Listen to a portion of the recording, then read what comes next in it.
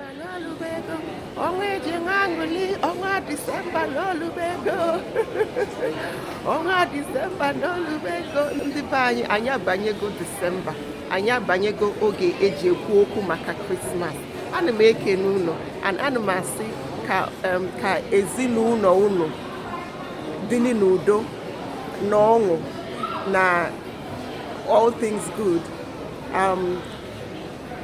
Nọlụ n'ọfụma, unu na-eje ebe a na-egotegasị ihe ndị bekee na-akpọ shops.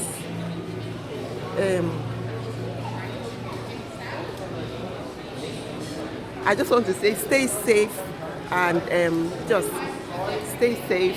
Gị na ụmụaka gị, gị na ezinụlọ gị nọlụ n'ọfụma, and Chineke ga-eme ka so difficult to translate a lot of things. Ka Chineke gọzie unu, chebe unu, yes, chebe unu. Ka Chineke chebe unu na season a, because yeah.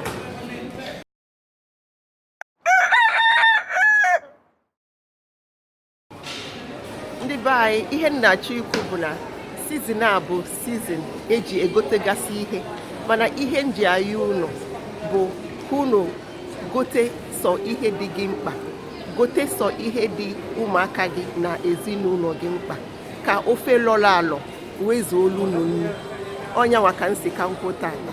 Anyị na-elote ọmụmụ onye nwe anyị na season a, ka anyị na-elotekwa ọmụmụ onye nwe anyị, ka anyị na-elotekwa ihe Chineke mere anyị, ka anyị bilikwa n'udo, ka anyị bilikwa n'ọṅụ, ka anyị so jisi n'ike.